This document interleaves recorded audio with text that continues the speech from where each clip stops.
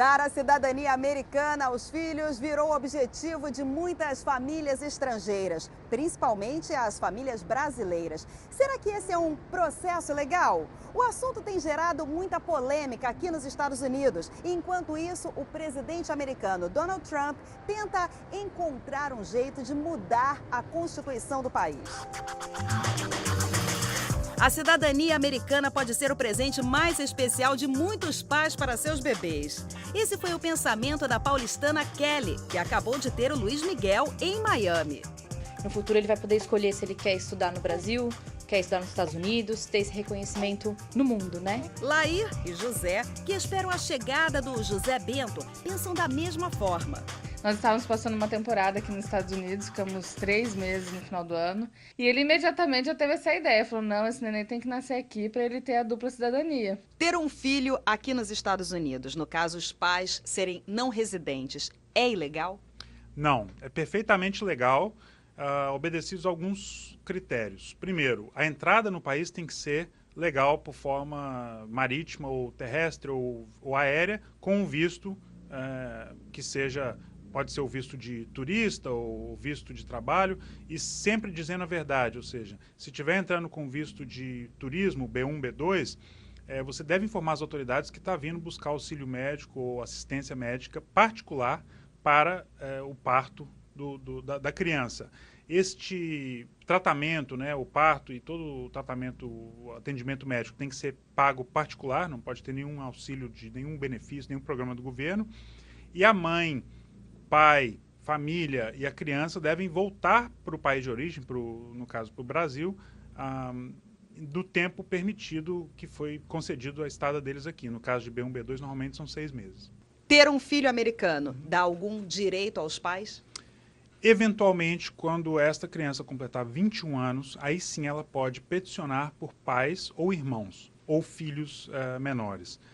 É um processo, obviamente, que vai demorar tempo, porque a criança tem que atingir a maioridade, e ela vai ter que obedecer alguns pré-requisitos de presença física, ou seja, se ela completar 21 anos, for cidadã americana lá no Brasil, ela provavelmente não vai se qualificar, então ela vai ter que morar aqui nos Estados Unidos um período antes de peticionar por estes parentes, porque eles vão pedir comprovante de renda, a forma como ele vai patrocinar o visto desses familiares. O José Bento, quando nascer, já é também um cidadão americano. Mas em algum momento vocês também pensaram em vocês, na cidadania de vocês? Não, especificamente na nossa não. Nós pensamos mais nele mesmo, por causa do nosso país, o que vive lá, essa política. Nós pensamos exclusivamente nele no momento. Nas possibilidades dele, não para passar para a gente esperar, não, até ele poder... para esperar até 21 anos, para passar para a gente, não. Se der, deu, né? Se não der, não deu. Não der, sabemos deu. do nosso futuro, queremos garantir o dele. Queremos garantir dele, com certeza. Meu esposo, ele procurou na internet sobre a questão de ter o bebê aqui.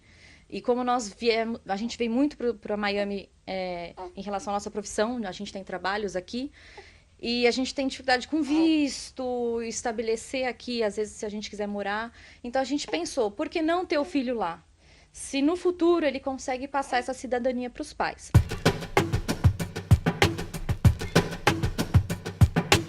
O chamado turismo da maternidade caiu no gosto de muitos pais estrangeiros, mas o negócio tem gerado polêmica também.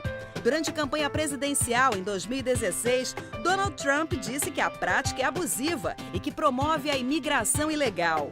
Uma das promessas da campanha foi combater o direito de cidadania aos bebês de imigrantes não documentadas que chegam grávidas aos Estados Unidos.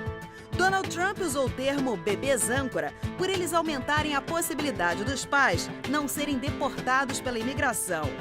Os Estados Unidos é um dos 2 únicos países no mundo que concede este benefício automaticamente para indivíduos que nascem no país. O outro é o Canadá. O problema é que o termo bebê âncora é considerado tão ofensivo quanto chamar os imigrantes não documentados de ilegais. Com ou sem filhos americanos, o número de imigrantes indocumentados nos Estados Unidos tem ficado na mesma média de 11 milhões desde 2009, segundo um último estudo. O relatório mostra que a imigração ilegal subiu durante a década de 90 e continuou até a década de 2000, atingindo o pico antes da recessão de 2008. Desde então, o número de mexicanos indocumentados no país diminuiu, enquanto o número de imigrantes asiáticos e da América do Sul e Central cresceu. No geral, a média se manteve. Assunto controverso ou não, agora, presidente dos Estados Unidos, Donald Trump tenta encontrar um jeito de expulsar os ilegais do país. Uma das metas é acabar com este benefício da cidadania americana automática aos bebês, ou pelo menos dificultar o processo. Será que ele vai conseguir? Difícil prever. Nos países da Europa, normalmente é assim, né? O jus sanguis é aquele direito onde o cidadão, a criança só é cidadã daquele país se ambos os pais forem também cidadãos, ou seja, não basta nascer no solo do país em questão. Aqui nos Estados Unidos é um país, a gente foi feito de imigrantes, ou seja, é um país de imigrantes. A base da Constituição é o direito de liberdade, o direito de você buscar a felicidade, direito à vida, né? Life, Liberty and Pursuit of Happiness. Acho que vai contra os preceitos constitucionais da fundação do país, né? Da Carta Magna, você tirar esse direito de quem nasce aqui. Acho que eles vão continuar controlando para evitar que isso vire um comércio ilegal, né, de forma a aproveitar de algum benefício do governo ou recurso do governo para vir ter o filho aqui. Ou ficar aqui legalmente depois que o filho nasce. Mas simplesmente vir aqui, pagar pelo seu parto, do seu próprio bolso, ter o filho e voltar para o seu país, não tem nada de errado. Se é legal ter o filho aqui, por que algumas agências, principalmente aqui em Miami, hoje estão sendo investigadas pelo FBI? Ok. Houve um caso recente de uma agência que trazia mães da Rússia, onde a ilegalidade não estava em promover o parto destas crianças aqui, e sim uso de documentação fraudulenta, utilização de médicos sem licença, o seguro que eles estavam usando eram seguros locais, somente para residentes e cidadãos americanos. Então, supostamente, o que está sendo investigado, o que foi acusado, é que essas agências estavam utilizando de meios ilícitos para uma operação que é perfeitamente legal, que é ter o filho em solo americano. O pediatra brasileiro Vladimir Lorentz trabalha há 18 anos na Flórida. Eu, como todos os outros médicos em Miami, conhecemos muitas dessas agências que lidam com pacientes internacionais e provêm serviços não médicos. Eles dão todo o outro suporte de transporte, tradução, só que eles não são médicos. Eles não são uma empresa médica. Por isso, ele faz uma importante observação. Primariamente, a coisa mais importante para uma pessoa que está cogitando a ideia de ter um filho no exterior, em Miami especificamente, é ter certeza de escolher um grupo de profissionais médicos de qualidade. Escolha feita, é hora de programar a viagem. Normalmente, esses limites de viagem são impostos pela companhia aérea, por efeito de responsabilidade civil deles. Se tiver uma declaração do médico dizendo que ela pode viajar, não existe nenhuma lei que a proíba de acontecer a viagem, mesmo com um estágio da gestação já avançado.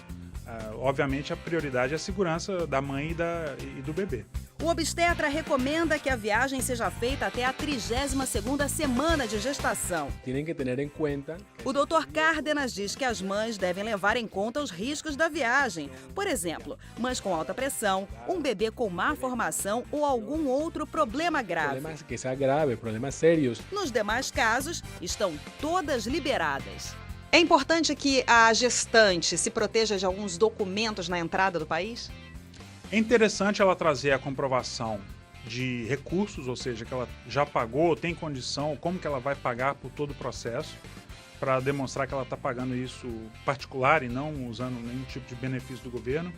É interessante também uma carta do médico dizendo que ela, primeiro, vai precisar desse auxílio médico aqui e pode viajar, pode fazer a viagem sem botar em risco a mãe ou a criança. E, sobretudo, dizer a verdade na entrada. Um erro comum, por falta de informação ou por desconhecimento, é dizer que está vindo como turista com uma barriga de 8 meses. Isso que pode causar problema, é mentir na entrada. Você não precisa, não pode e não deve mentir para o oficial da imigração. Sempre dizer a verdade. Você veio para receber o tratamento médico aqui nos Estados Unidos, para ter seu parto e voltar para o seu país de origem. Quando o bebê retorna ao Brasil com os pais, que documentos ele já tem que ter? O documento de viagem é obrigatório, pode ser o passaporte brasileiro ou americano. O que ocorre é que, durante o prazo pós-parto, que normalmente a mãe e a criança têm que ficar aqui em observação e não podem viajar, é o tempo suficiente para tirar os dois documentos. O documento brasileiro, o passaporte via petição aqui no consulado brasileiro, é automático, eles têm um prazo de processamento de alguns dias, mas é de direito daquela criança. E o passaporte americano, que é feito através do Departamento de Estado, também se pode fazer com caráter de urgência. Então a criança já sai daqui com 2 passaportes, o brasileiro e o americano. O próximo bebê vai nascer aqui também? Com certeza. A gente não pode fazer diferença agora, né? Mas eu pretendo ter um segundo filho e, se possível, aqui.